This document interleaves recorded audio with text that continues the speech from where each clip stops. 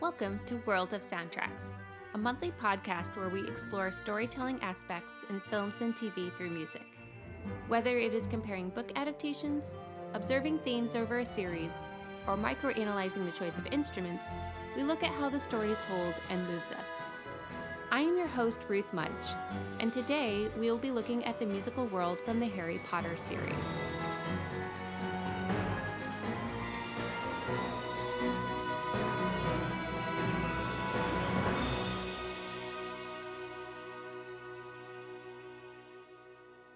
This is the second episode of a two-parter regarding the musical world of Harry Potter. If you haven't listened to the other one first, go ahead and stop and then come back to this one. I highly recommend listening to the first one, focusing on John Williams, before listening to this one, as all the other composers built on what John Williams had created. These composers were also working with different directors as the stories got progressively darker, so the tone does begin to shift. However, there is still a bit of exploration into new places or new creatures as the story continues. As a little recap, John Williams used both a combination of late Romantic orchestral style with a fun, quirky imitation of early 20th century composers such as Prokofiev or Stravinsky. He used the celeste for the sound of magic, as well as using choir from the beautiful Patronus light to slightly more spooky and uncertain magical elements such as the ghosts or moving stairs. He later expanded this world to include instruments from the Renaissance period, giving it a sense of age and oddity, and then began to mix jazz in for more familiar colors, always combining what is familiar to the audience's ears, mixed with a little something different for the world of magic and those who inhabit it. In the fourth film, Harry Potter and the Goblet of Fire, the world is expanded past Britain to the wider magical world. This film is a return to the traditional Western late Romantic orchestral style under the composer Patrick Doyle, after John Williams had pushed the boundaries with Renaissance instruments and jazz in film number 3. That being said, Patrick Doyle does expand in a new way, and that is through imitating the sound of traditional folk tunes. This expansion is first heard during the World Cup of Quidditch, where the themes represent the two teams from Ireland and Bulgaria. The Irish music matches Celtic fiddling and drums.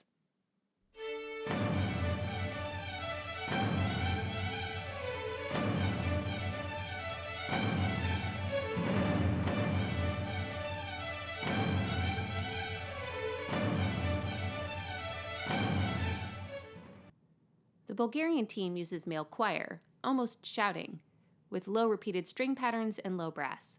It is less melodic, but gives a sense of weight and presence. This music is also used for Victor Krumm's entrance to Hogwarts with his classmates and teacher.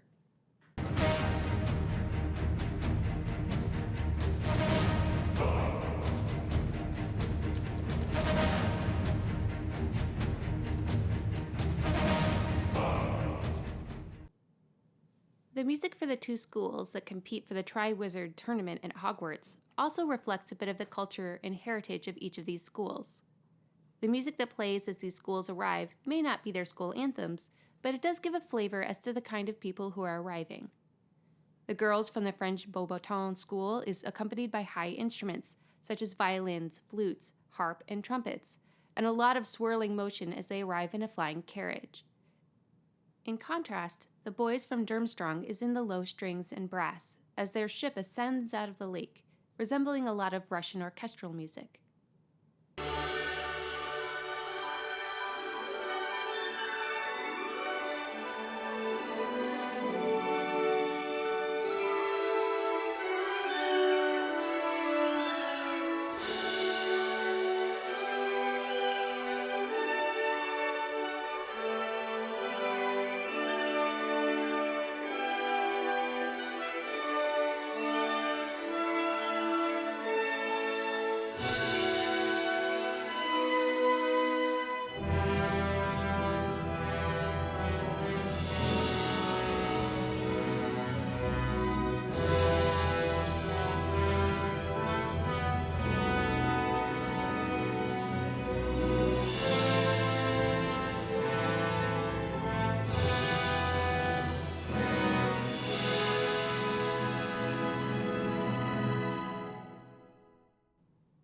When the names of the competitors come out of the Goblet of Fire, The instrumentation continues in the same manner, even if not the exact same melody, with flutes, harp glissandos, high violins, and celeste for Fleur, followed by trumpet, low brass, and lower strings for Victor Crumb.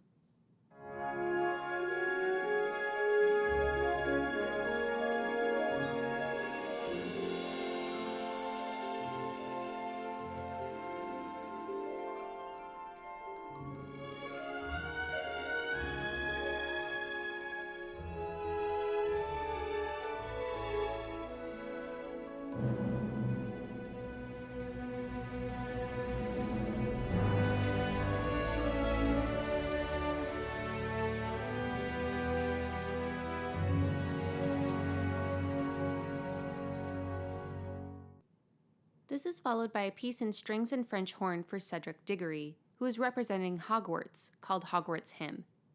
This piece has a complete version on the soundtrack, which is very much in the style of Doyle's music under big emotional monologues in his Shakespeare movies.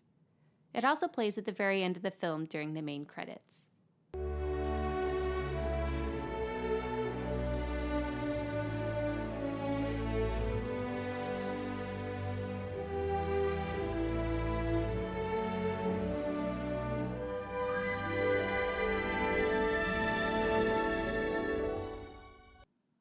While there's no school Quidditch match in this school year due to the focus on the tournament, the opening to the tournament begins with a fanfare reminiscent of the Olympic-style opening to Quidditch in Film 1, featuring a lot of brass and percussion, sounding very celebratory and grand.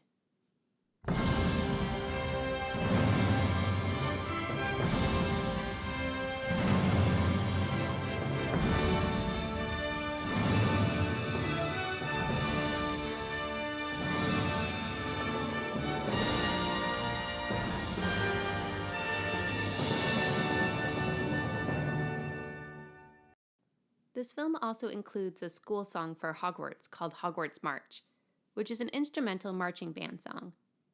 Similarly to the previous school songs by John Williams, it is only heard in part in the film, and the whole thing is expanded on the soundtrack. It matches many school pep band songs played in brass, heard as the contestants head towards the final challenge, as the winner is most likely going to be Gryffindor, whether it is Cedric or Harry.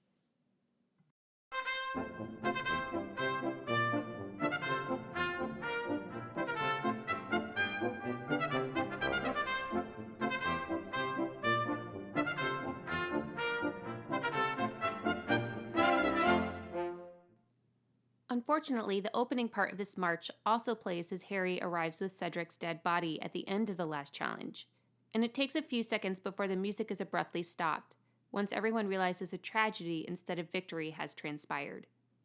This is often what most of the audience associates with the school song, which is quite sad.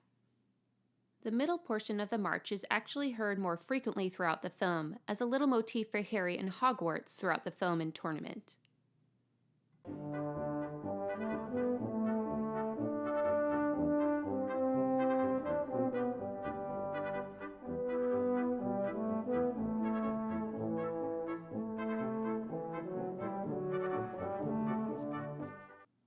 This theme is first played in the French horns as the students of Hogwarts await for the other schools to arrive outside at the beginning.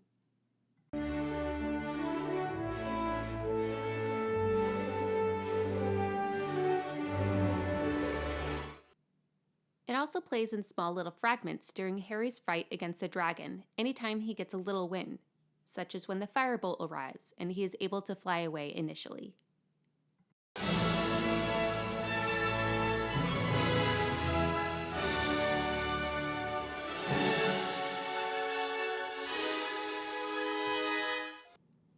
Of course, it ends in a triumphant version at the end as he gets the golden egg, and then is seen rejoicing with the Gryffindor students afterwards, holding it up in the common room, complete with timpani and cymbal crashes.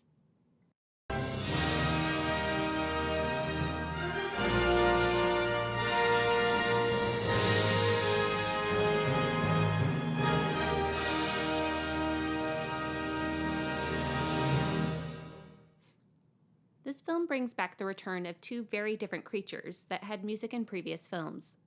The first of these, of course, are the dragons. Before that first challenge, Hagrid invites both Harry, under the invisibility cloak, and the headmistress of Babaton to see what is coming up. Unlike the cute, fun music of the first time Harry sees a baby dragon, this music reflects a sense of danger as he sees the large, fire-breathing dragons in cages barely being contained. The music is ominous with brass, percussion, and low strings, as Harry is understandably a little freaked out.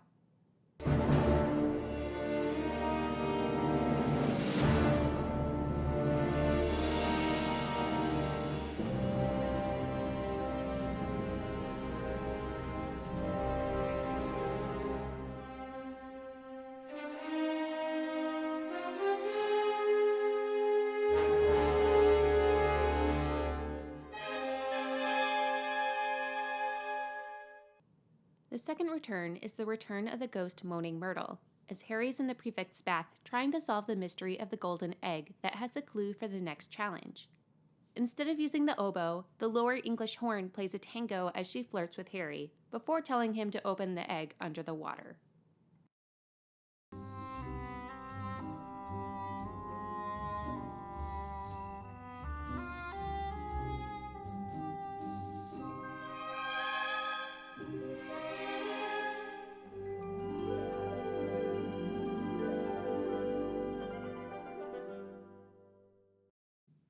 As Harry puts his head under the water to hear what is being sung when he opens it, a beautiful voice sings the next clue about the Mere People. The voice is actually Patrick Doyle's daughter singing, which is a nice little family moment for him to include. To match the sound of water, there's an extended overlapping of the choir repeating the same melody just a few beats off from each other, so it blends into each other and also has the effect of a large reverberating church building as well. Come seek us where our voices sound. We cannot sing above the ground. An hour long you'll have to look to recover what we took.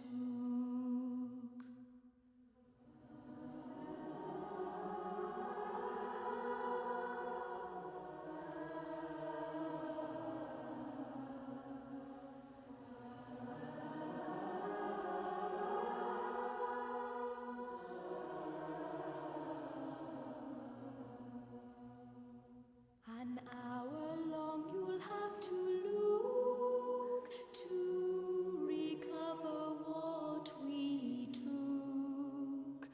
Your times have gone, so tarry not, lest what you seek stays here to rot. The same effect is used in the Black Lake as Harry seeks to find what was taken, which was his friend Ron. But the choir is a bit more unsettling and dangerous than the beautiful music earlier, as the Mere People turn out to be an unfriendly bunch as he swims through their realm in the lake, especially when he tries to free more than one person.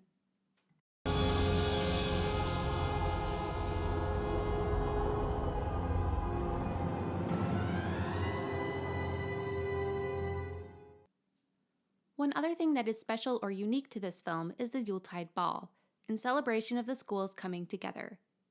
These dances are very much in the style of the Viennese waltz, such as this Treasure Waltz by Johann Strauss Jr. from 1885.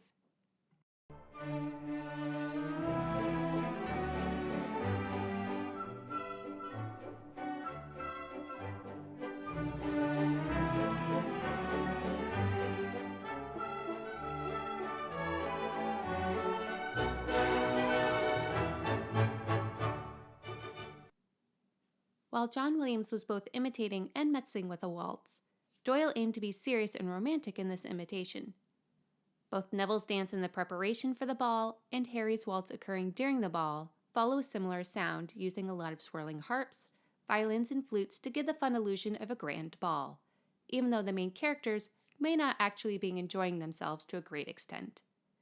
I will also add that these waltzes resemble Doyle's waltzes in the newer live-action Cinderella, should you want to compare another magical ball.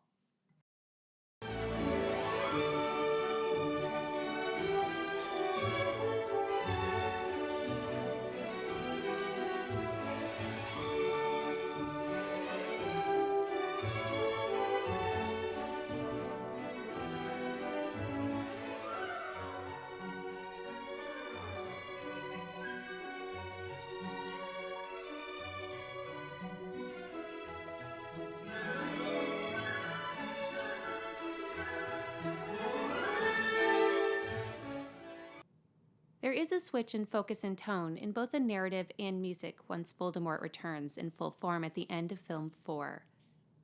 There's less exploration of a magical new world or new creatures, or even the expansion of the world past Britain, as the journey focuses more and more towards the ultimate battle in the last 4 films. However, there are still a few musical ideas, places, and creatures that are newly experienced or continued. Harkening back to film 3 is the presence of the Dementors, who attack Dudley and Harry in the summer at the beginning of film 5. The use of dissonant strings are continued for the music of the Dementors under the composer Nicholas Hooper. What slightly changes is the use of low guttural male choir, almost throat singing underneath with a lack of clear melody. He still uses voices, but in a different way for the cold danger of the soul being sucked away, while the full tonal choir returns as Harry uses his Patronus to send them away and save his cousin.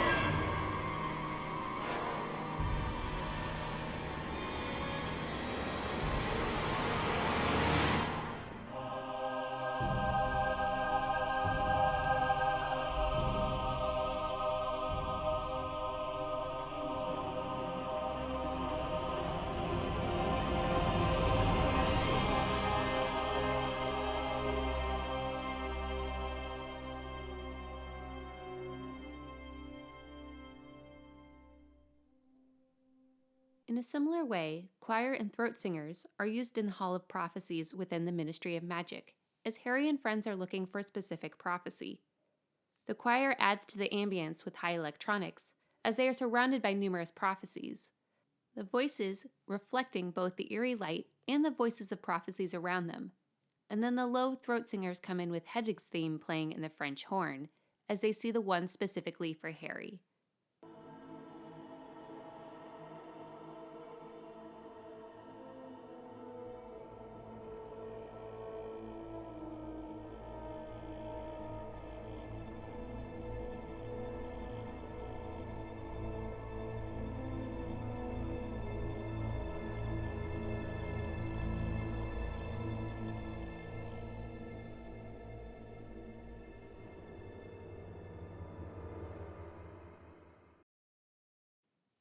While Patrick Doyle writes primarily in his own late Romantic style, Hooper straddles the line in following in the footsteps of both Doyle and John Williams, using ideas and instrumentations that both composers used to create the world, while still creating his own musical palette and unique melodies. One of the new places Harry gets to experience is the Ministry of Magic with Mr. Weasley, as he goes to his trial for using underage magic near the beginning of the film. It has a fun and comedic quality as they enter through a telephone booth with the use of celeste, established for the world of magic, as well as bells and clarinets. As a side note, the bells and celeste are also used for Professor Umbridge in this film, who is sent from the Ministry of Magic and working with their authority. Once they enter, there's a little more dissonance as they magically enter the Ministry, followed by a repeated violin pattern, which in all honesty sends me briefly into Les Mis vibes. It expands and grows, adding in more instruments as Harry sees the immensity and grandeur of this government building, similar to his first experience at Gringotts Bank or Hogwarts, being a bit overwhelmed in seeing everything.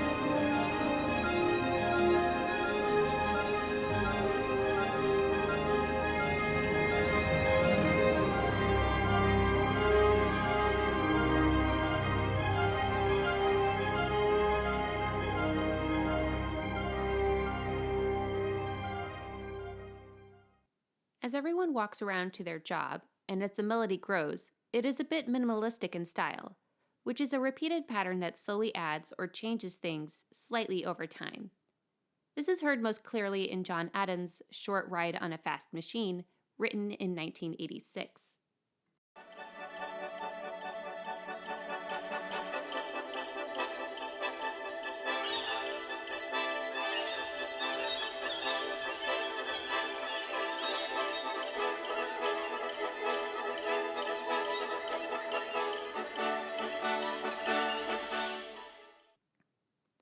For Harry Potter, this overlap of repeated patterns is heard as he heads to the elevator, with a variety of woodwinds playing over pizzicato in the cellos. It matches the idea of many cogs working in this government building, supposedly working for good, and yet trying to deny any signs of Voldemort returning, making Harry and Dumbledore the enemy instead. It is a place of active work, but also turning around and around in circles.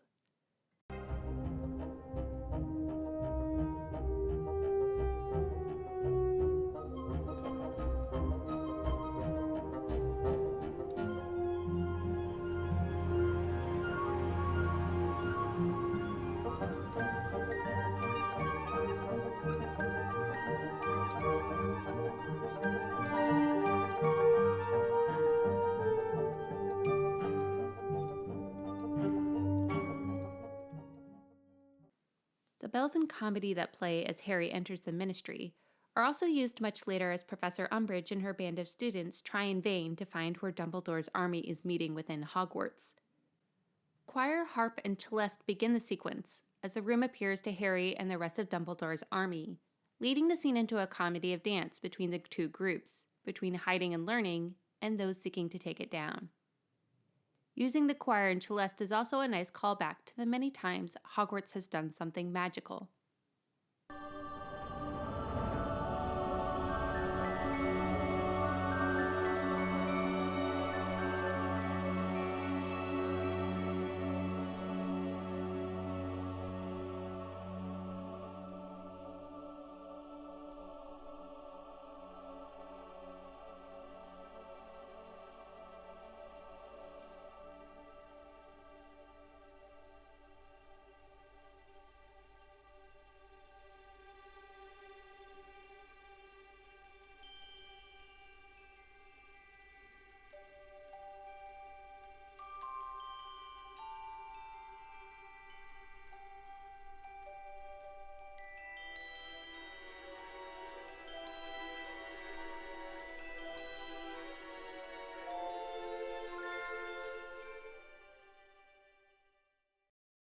The combination of the celeste and bells being used for Umbridge from the Ministry of Magic is juxtaposed with Hogwarts magically offering a room needed for these students to learn Defense of the Dark Arts together. A new instrument is also added with the xylophone in this film, combined with a mixture of high percussion, as well as the harp, bells, and celeste for Dumbledore's army, while bassoon, often used for comedy and buffoons, and the bass clarinet are used for Umbridge's group, including Filch and Draco Malfoy.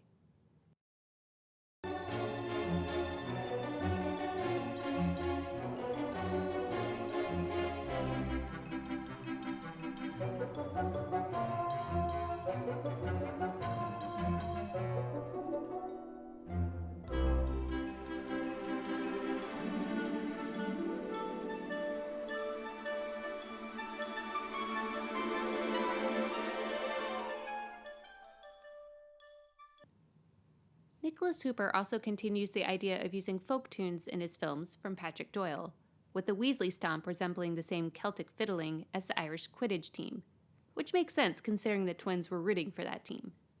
This is used as they create mayhem in the exams in the fifth film, and for their joke shop in film 6.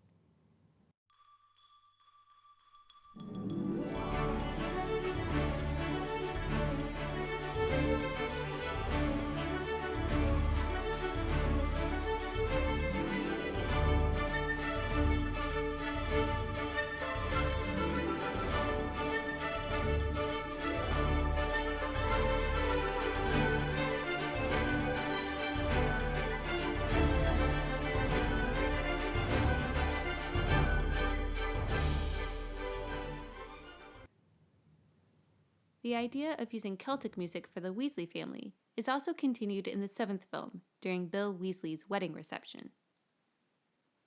Another new instrument heard along with the xylophone is the accordion, which hasn't been heard since the night bus in film 3. Here it is heard as Harry, Ron, and Hermione find out that Hagrid was back after Christmas break, after a semester-long absence, and they run to visit him, heard in the running scales in xylophone and strings. The accordion is another instrument associated with folk music and provides a different color in visiting Hagrid, who seems to get several of the older instruments to represent him.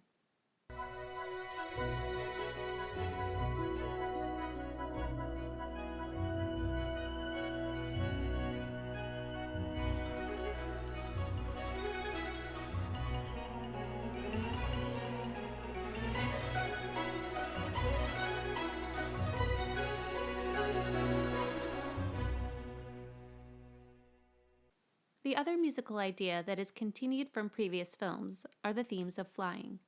There are 2 instances of flying, one at the beginning with the Order of the Phoenix, and one at the end as Harry and friends go to supposedly rescue Sirius. The first one includes French horns, violins, swirling flutes, and a few harp glissandos in the same manner as John Williams, but with a theme for the Order which also includes snare drum to sound a little more battle-ready.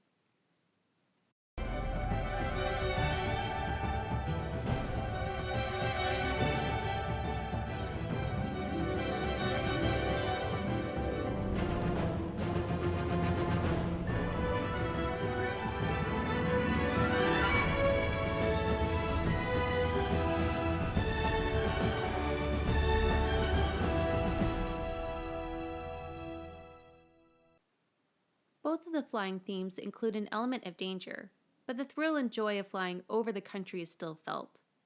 The second is on Thestrals, a creature that is invisible to most unless they have seen someone die, and there is a sense of urgency to rescue Sirius from Voldemort, which is why the music is partially in minor and has repeated lower string patterns. However, it still has many of the typical flying instruments, such as soaring violins with French horns and harp glissandos.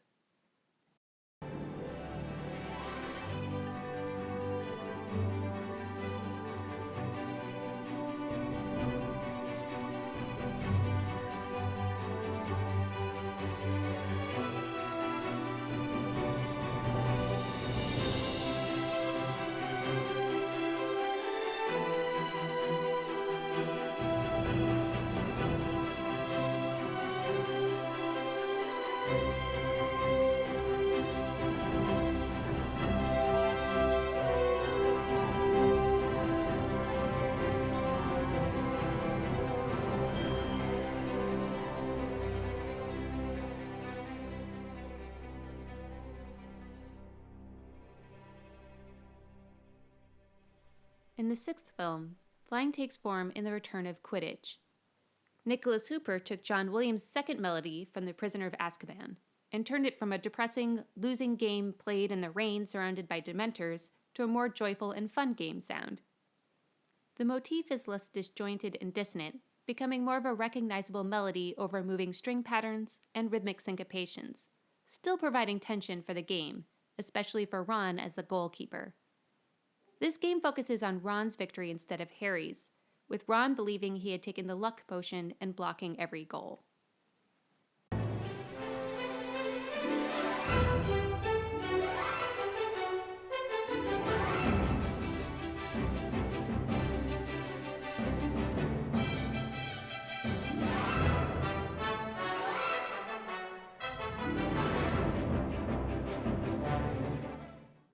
The liquid luck potion was a prize for Harry, having used the book of the Half-Blood Prince in potions class.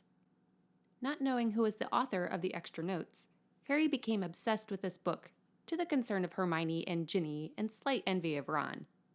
As they take the book from him originally in the Gryffindor common room to discover that it claims to be the property of the Half-Blood Prince, there involves a mixture of fun in the flute, celeste, and pizzicato, but hints of darkness around this book as well.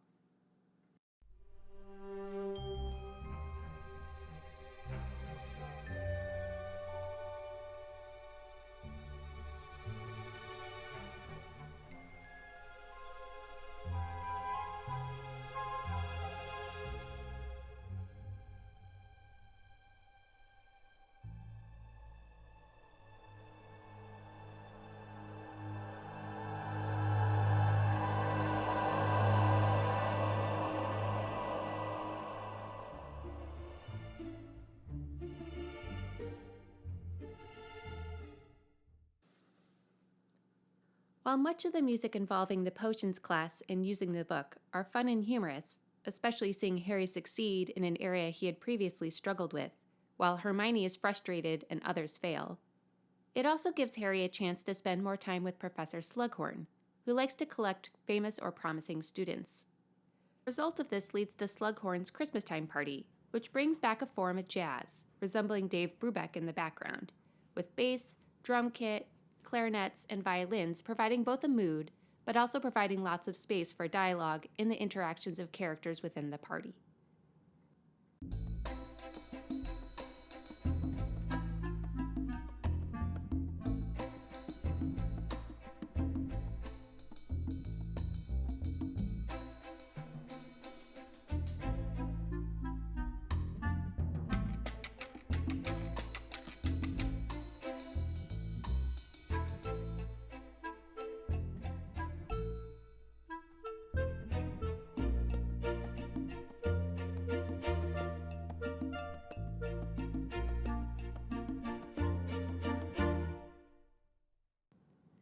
After Harry ends up taking the lucky potion himself in order to get answers from Slughorn regarding missing memories of Tom Riddle, he ends up going to visit Hagrid with Slughorn accompanying him.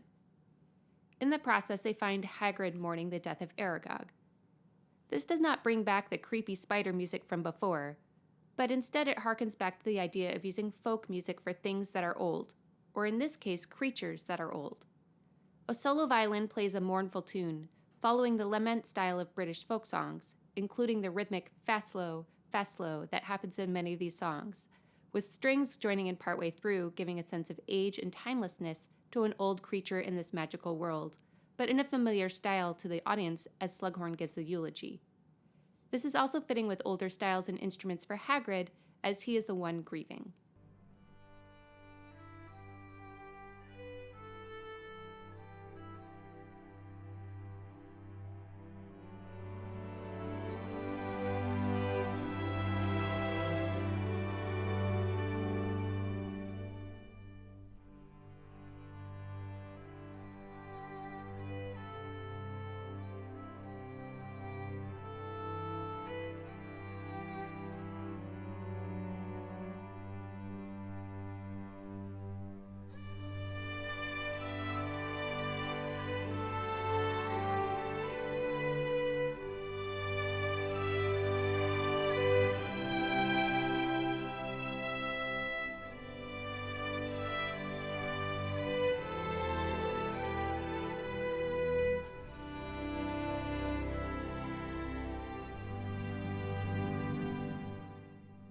With Alexandre Desplat comes the return of older instruments, such as recorders and lutes, while adding in some instruments from around the world, expanding the music palette with new timbres, especially in Part 1 of the Deathly Hallows.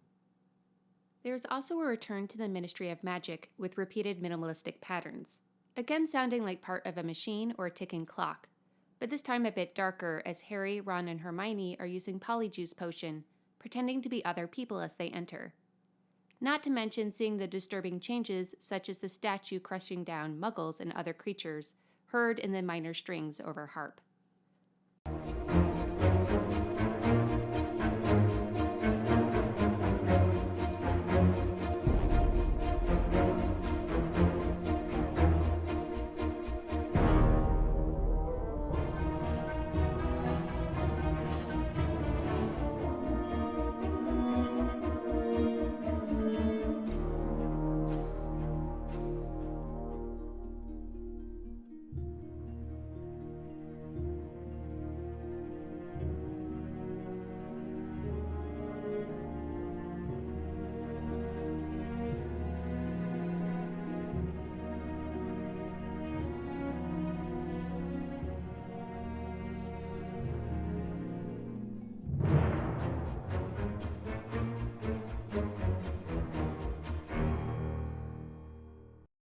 The return of the recorders occurs in the Ministry of Magic, as Harry walks through the workroom where the propaganda pamphlets are being mass-produced, while he heads to Umbridge's office, creating a distraction with detonators and causing chaos.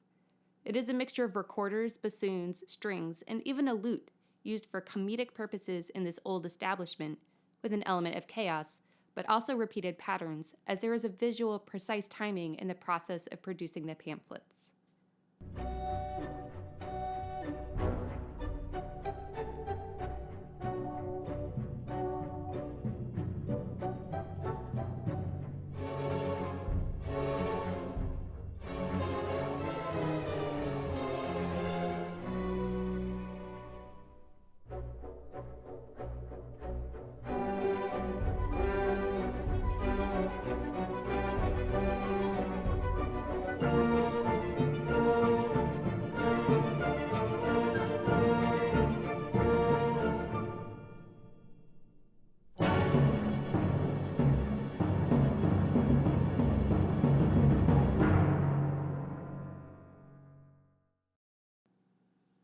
As the trio escape through the fireplaces with their disguises having worn off, pamphlets are flying around, and they are being chased both by people within the ministry and Dementors.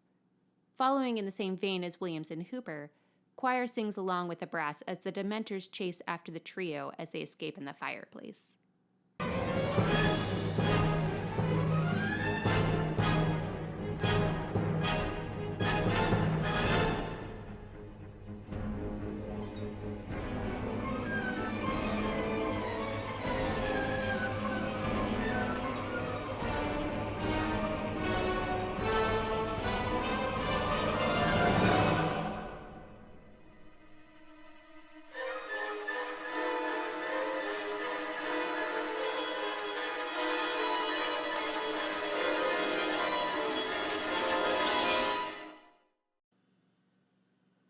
Patronus also returns in this film with high violin harmonics, celeste, and high voices, keeping the sound to something beautiful, high, and pure. Here, it is not being used against the Dementors, but instead leading Harry to the lake, where he can find the sword of Gryffindor, which will help him defeat the Horcruxes that they are seeking to destroy. This Patronus is a doe, in honor of Lily's Patronus, which also happens to be similar to Harry's stag. However, there is a sense of unease in this one as the pattern underneath repeats, almost a bit eerie as Harry is following it out into the unknown in the dark, not knowing whether it is a friend or a foe sending this Patronus out for him to follow.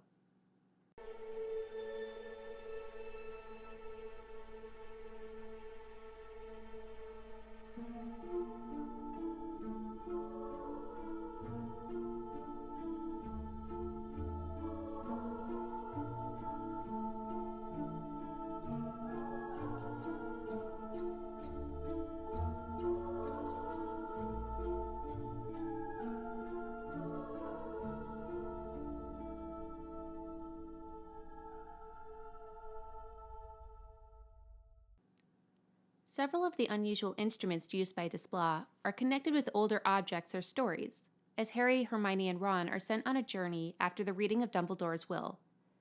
A theorbo, a deeper, longer lute, plays with the flute and celeste, as Dumbledore leaves Harry the Gryffindor sword near the beginning, even though it was locked up at that moment for safekeeping.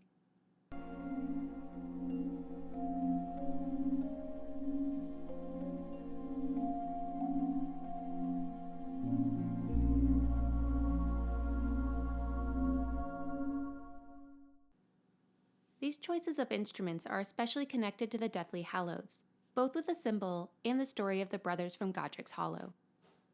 As this is a story that became a legendary children's story, using instruments such as the theorbo aids the older nature of the story, mixing the old with the new. The motif includes an augmented second, often used in music from the Middle East, Gypsies, and other cultures that have been around for centuries. The first time it appears is when Harry and Hermione visit the graveyard in Godric's Hollow at Christmas time. The cello and theorbo play as Harry looks at his parents' gravestone, while Hermione finds the symbol of the Deathly Hallows on another gravestone.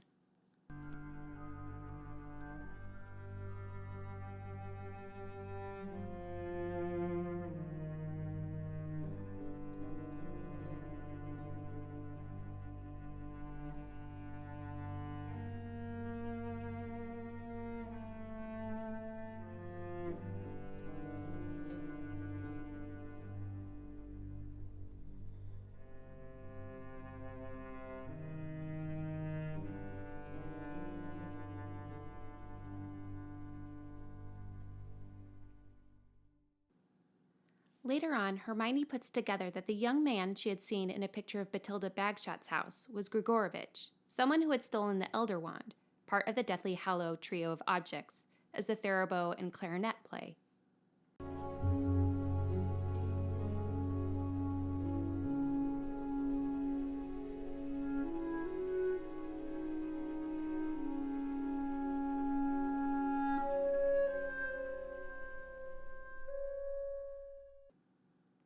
The majority of instruments are played for Zeno Lovegood, who wears the symbol of the Deathly Hallows around his neck, and a bit of an oddity himself. So there is a mixture of the Japanese shakuhachi flute, humdrum, which is a newer Swiss steel drum, lute, and percussion, along with strings and piano.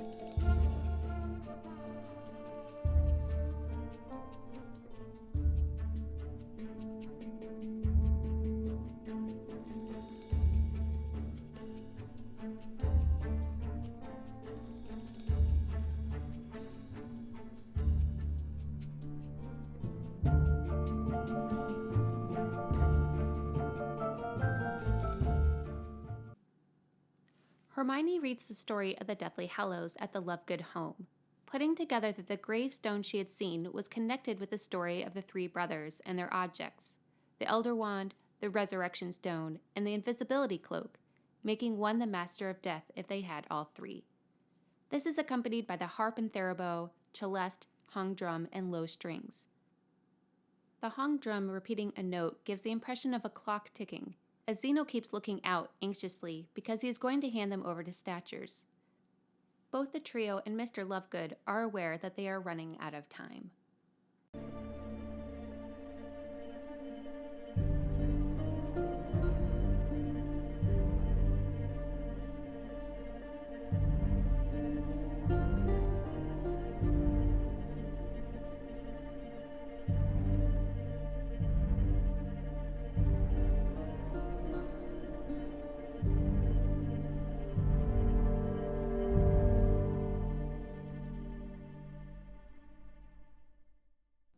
The Japanese shakuhachi flute is used in the 7th and 8th film for Voldemort, particularly through his Horcruxes, especially the snake Nagini. While I did cover the majority of that in the podcast focusing on Voldemort and villains, it is important to note that it was used as Voldemort moves the gravestone of Dumbledore to collect the Elder Wand, in seeking to find a weapon that could destroy Harry, and in his quest to defeat death itself.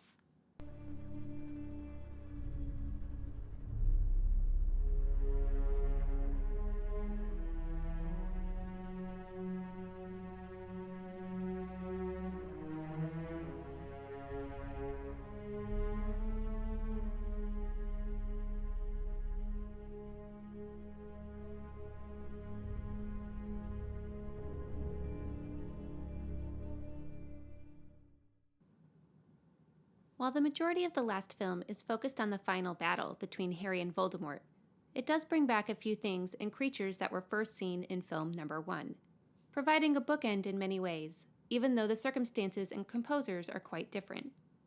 One of these is revisiting Gringotts Bank. Instead of the wonder mixed with a little quirkiness, it is much more sinister, considering that both Ron and Hermione are pretending to be Bellatrix Lestrange and her goon, while Griphook the Goblin and Harry are underneath the invisibility cloak. They are trying to sneak in without being caught, so most of the music reflects that aspect, as well as Harry's view underneath the invisibility cloak, heard in the lack of clear rhythm and in a shroud of sound. But it does also involve a version of the hammered dulcimer, most likely the cymbalom, which is a concert Eastern European version. This provides a different musical color for the goblins, while also providing an unease to the whole situation.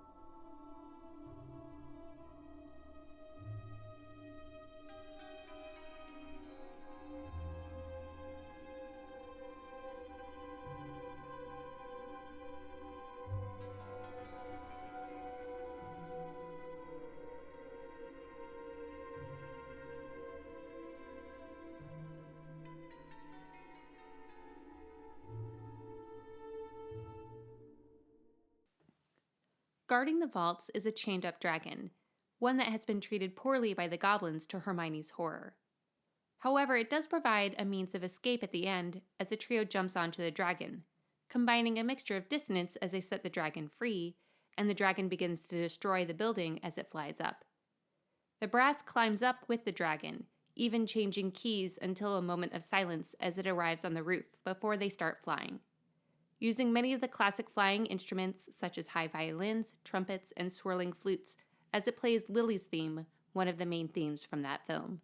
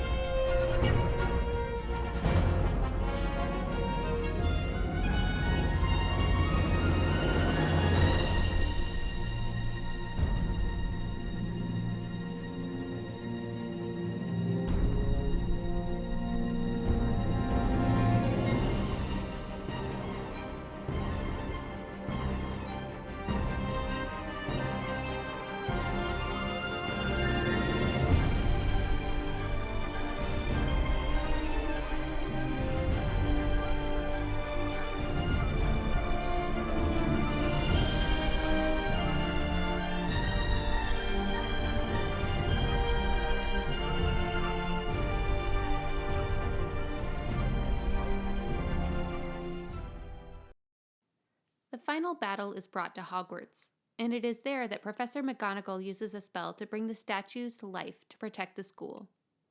It returns the idea of the school itself being full of magic, but instead of the awe and wonder at the beginning of the journey, this is a more solemn moment with the strings, drums, and brass playing, as the stone statues jump down and the professors join spells to provide a protection around the school. It combines the feeling of magic with the swirling flutes, with the preparation for battle with the snare drum and timpani, while the gravity and sorrow of this coming to pass is heard with the low minor string patterns.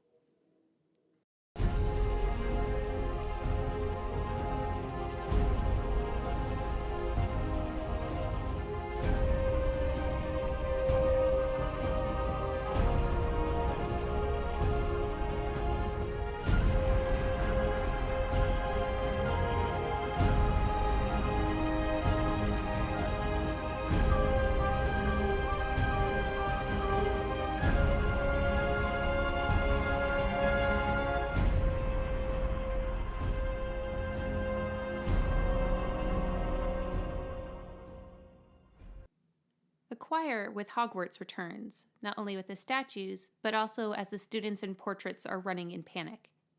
Ron and Hermione run to tell Harry that they are going to the Chamber of Secrets to get the Basilisk Fang to destroy the Horcruxes, and the staff continue to prepare for the upcoming battle, with little hints of the statues' music in the French horn.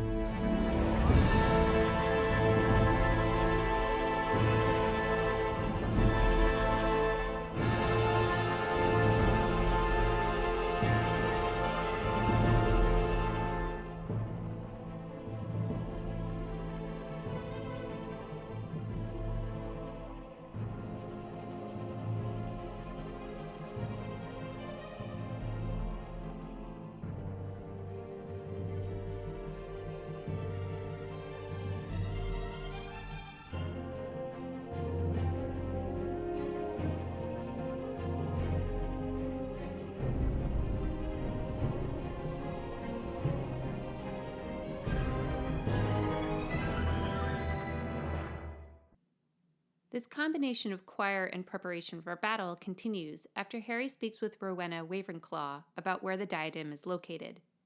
As he heads towards the Room of Requirement, everyone is getting into their places to wait for Voldemort to attack. String patterns, timpani, celeste, and choir play before moving to a quieter clarinet as they begin to wait.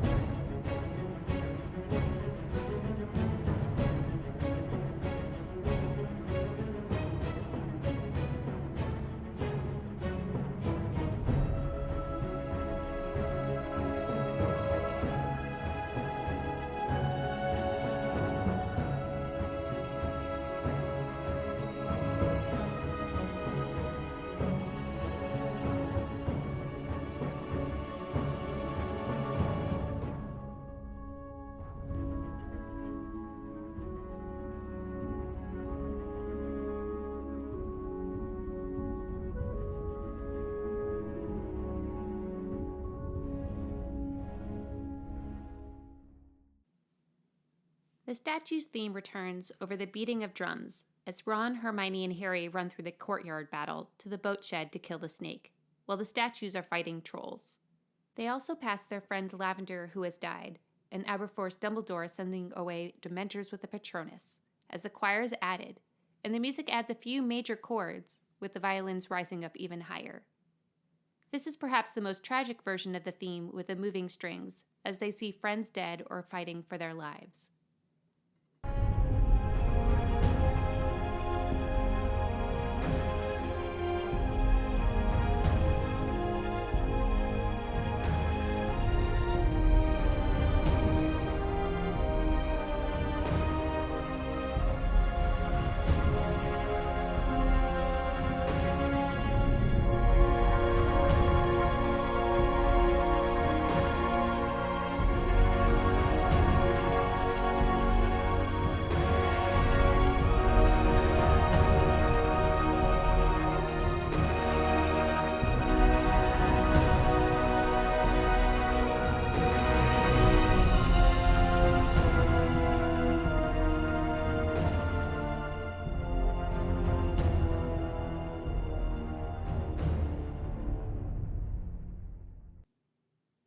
One of the last things that is connected through many of the movies is the use of a brass fanfare for celebration or victory. Throughout much of the series, it was saved for Quidditch matches or the tournament. However, one of the most important victories is the final victory over death, with the resurrection and reveal of Harry Potter being alive, after he had been killed and then declared dead.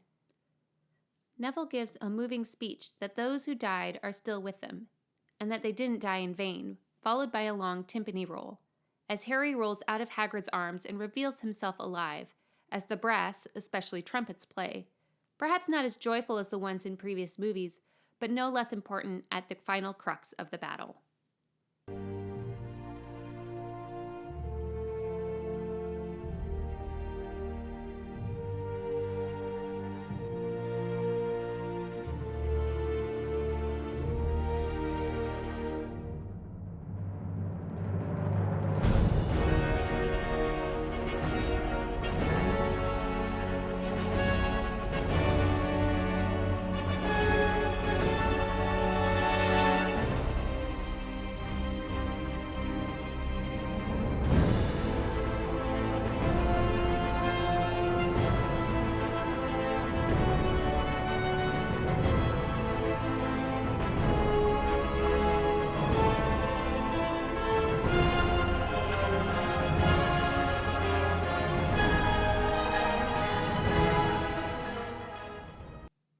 Finally, this film essentially has two endings.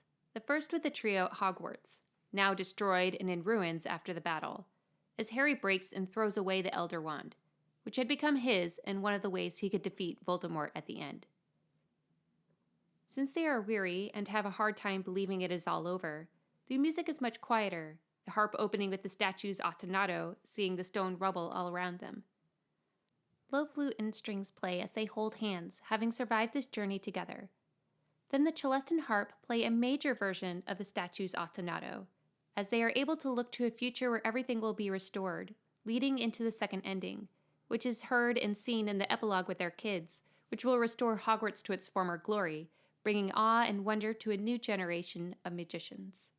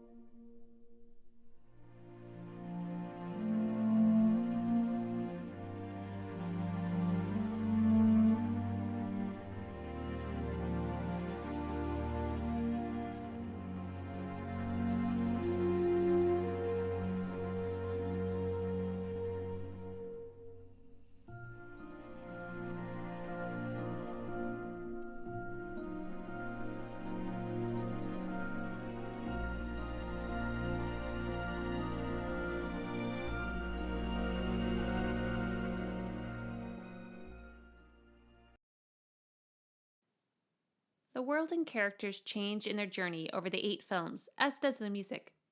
But underneath, there is a foundation of folk, classical, quirky chords and instruments, choir, and celeste that sets apart the world of magic, and the places, creatures, and things unique to that world. A varied but beautiful journey of a boy, the chosen one, who discovered his place and his purpose within the world of magic, and the people and friends he met along the way. If you have listened to all my various podcasts on Harry Potter and made it through this 2-parter, thank you for coming along my musical journey with all 8 films of Harry Potter.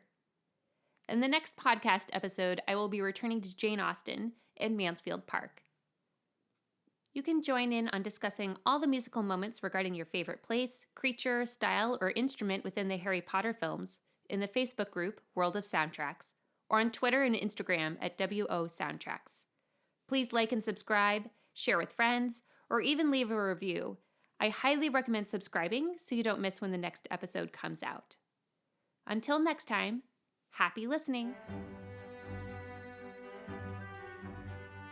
A special thanks to all those involved to make this podcast happen, especially Edith Mudge for the title music and Lindsay Bergsma for the graphics.